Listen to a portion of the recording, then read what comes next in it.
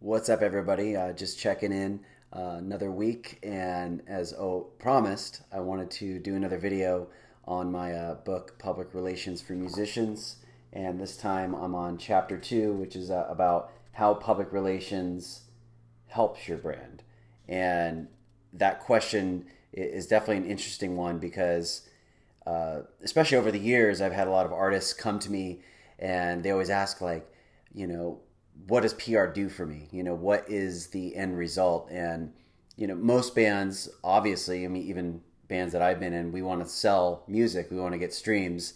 And that isn't always how it works in PR. PR doesn't always have that measurable, you get featured on XYZ websites, and that leads to this amount of sales. If the site is big enough, then yes, of course, it's easy to measure that and see the spike in plays and see more sales on iTunes. And I don't know who buys individual songs at this point. People buy vinyl, and cassettes are back, which is cool.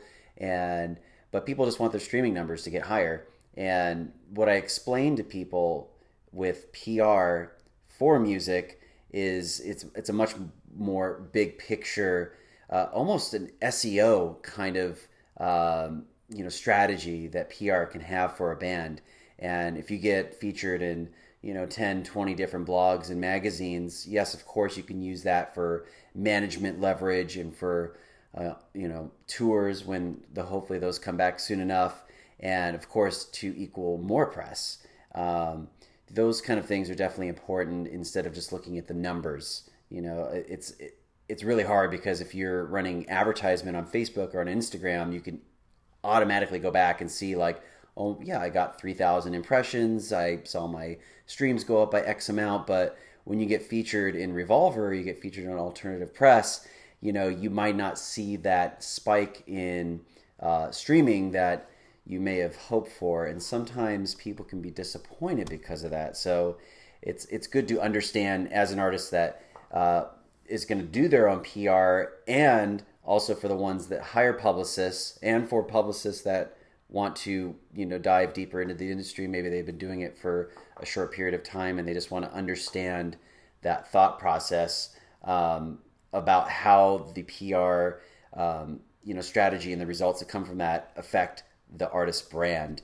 And this comes back to perception as well. So not only does it feel great to get featured on badass websites and in magazines and in newspapers, and you're interviewed on different shows on terrestrial television and on cable and on TV. It also helps with perception on so many levels. And a lot of people just don't understand how PR works. They don't understand that when they see their favorite band featured in all these different publications, they don't process that it came from a publicist a lot of the times, or a communications team, or from the label, or from the band themselves. And there's obviously a lot of work that goes into that.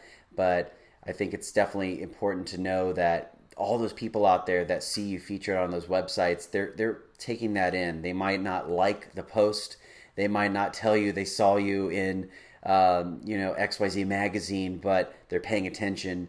And I definitely believe in that rule of if you want to remember someone's name, you have to hear it like 7 times. And it works like that for a band as well.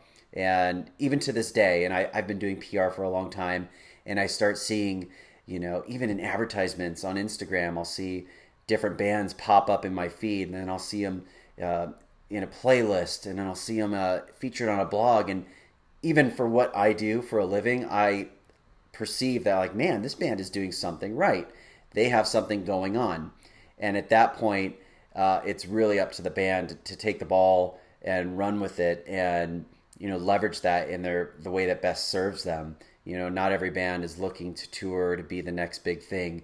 They just want to do it because they love it, and to be acknowledged for that, and that's really important. So yeah, I just wanted to drive home the point that, especially in this chapter, in chapter 2 of my book, that it's more than just a numbers game. It's more than just making money and getting streams as a result of PR. It's a great thing, but it's not the point.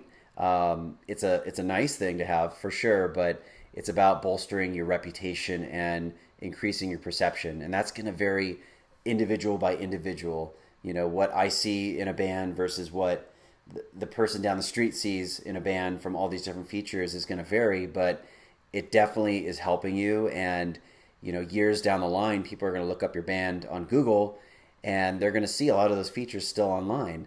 And you look back and you're like, man, this band was featured so many times in 2020. That's pretty cool.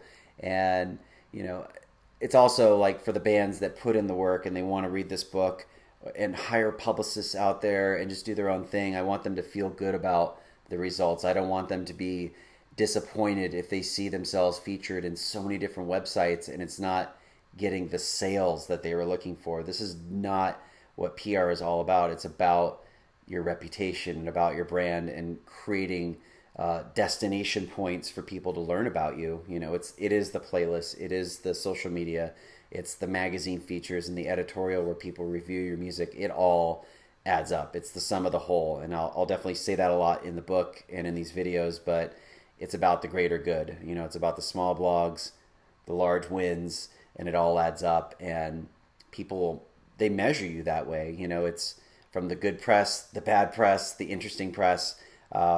It's the sum of everything that is out there about you at that given point. And stuff in the past as well. If someone reads an article about something that maybe wasn't the best thing about that band from years back, but they've made amends or they're doing better now, it kind of, maybe it'll cancel each other out. But it all really depends on what that press is. But hopefully you know what I mean here. So just keep that in mind. It's about the great culmination of all the press that you have as an artist. So when you go out there and you start getting all these different features for your music, keep in mind that this is a long-term game. This is something that is going to add up over months. This is not over days. And unless you're a massive artist, a lot can be done in 24 hours. I've seen an artist release something and within, by lunchtime, the consensus is there on like, is this album great? I think Taylor Swift just put out an album and I swear within a couple hours, it's like the entire campaign was done. The video was out, reviews are already out, and they service that music way in advance, by the way. But to the general public, it's like it just appeared and all of a sudden it's all out there. So, and that's another story about all that work that goes into press campaigns behind the scenes, weeks and months before anybody in the public ever sees anything. There's a lot of work being done behind the scenes. So, props to all the publicists and communications people out there that put in endless hours and so much work, especially during this pandemic. It's, for a lot of people, it's harder than ever before. People are changing their strategies, and from, the bands out there that are doing it themselves to the publicists that are doing it and the labels, we're all working as hard as we can for our clients and for the artists that we work with to, make it work. And everything is moved online. A lot of artists, unfortunately, are not able to hit the road right now. And I feel very deeply for the booking agencies out there, the venues, the techs, everybody who puts their heart and soul into this.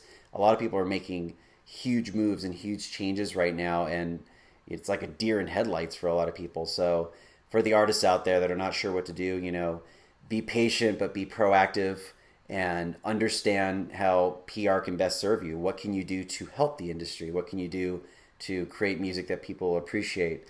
And, it's not, don't, be hard on yourself, but also be open-minded, keep your mind open to what is going on in the industry right now and make decisions that are, thought out. So yeah, hopefully this is helpful. That's chapter 2, how PR helps your brand and what that's all about. So thanks for your time, everybody. Have a great Wednesday evening. I think it's Wednesday. It's hard to keep track of all the time out there and what day is what. But yeah, have a great night, everybody, and thanks again.